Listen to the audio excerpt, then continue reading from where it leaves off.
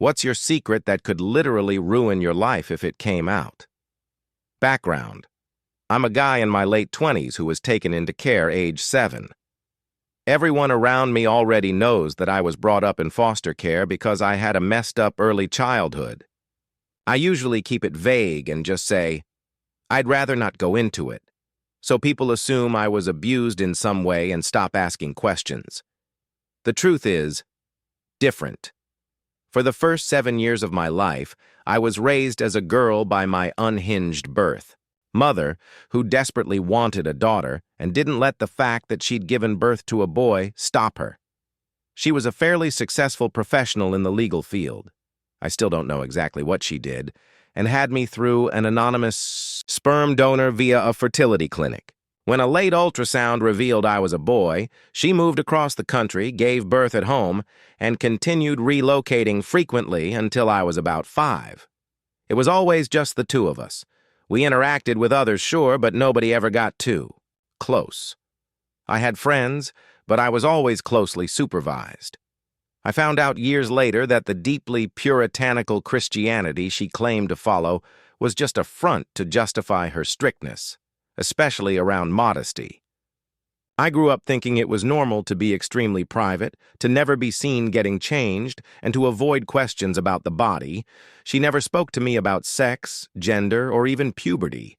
I just kind of accepted things as they were. She enrolled me in a religious school for girls, and honestly, I had a really happy childhood, at least from my perspective at the time. I was a bit of a tomboy. I played with Lego and toy animals, not dolls, but that wasn't unusual, and no one questioned it, not even me. I knew about men and women vaguely, but hadn't seen anyone naked and hadn't been educated on biology. I think I sort of assumed that when I grew up and got boobs, my penis would just fall off or something, and I'd become a woman. Other kids would keep theirs and become men. It sounds ridiculous now, but I just never really thought that much about it. Everything was great until I was 7, and a teacher at school accidentally spilled a hot cup of coffee on me. It soaked through my clothes, and I was screaming in pain, so the staff quickly stripped off my uniform and underwear to prevent further burns. That's when they found out. The police were called.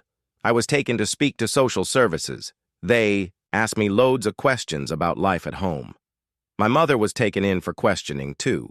She refused to acknowledge I was male and kept insisting I was her daughter. Because she was so clearly delusional, I wasn't allowed to go home. I was placed with a foster family and went through tons of therapy. But the worst part was that overnight, I lost everything. My mom, my home, all my toys, all my clothes. I had to switch schools, which meant losing all my friends. They cut off all my hair and told me I wasn't a girl anymore. It was really traumatic. The first foster home wasn't great. They already had 3 boys, and going from a strict religious, one-on-one upbringing to a loud, chaotic, testosterone-filled environment was awful. They tried to force me to be masculine, but I was so confused and lost that nothing I did was ever right. Anything remotely girly got reprimanded. I didn't feel safe or accepted. I attempted suicide at 11 and again at 13 because I didn't fit in anywhere. After the second attempt, I was moved to a different foster family, and they were amazing. I consider them my real parents. The first thing they did was refuse to cut my hair. Since I'd been taken into care, they'd been shaving my hair short, holding me down while I cried and fought it. My new parents said, "Plenty of boys have long hair." They also let me quit karate and football and take up swimming and jazz dance. No one had ever stood up for my right to choose before. It was incredible. Eventually, I came out of it all with a pretty healthy gender identity. I'm a guy, not the most macho guy ever, but I'm totally fine with that. I finished school, got a degree, built a good career, and now I have an amazing, supportive wife.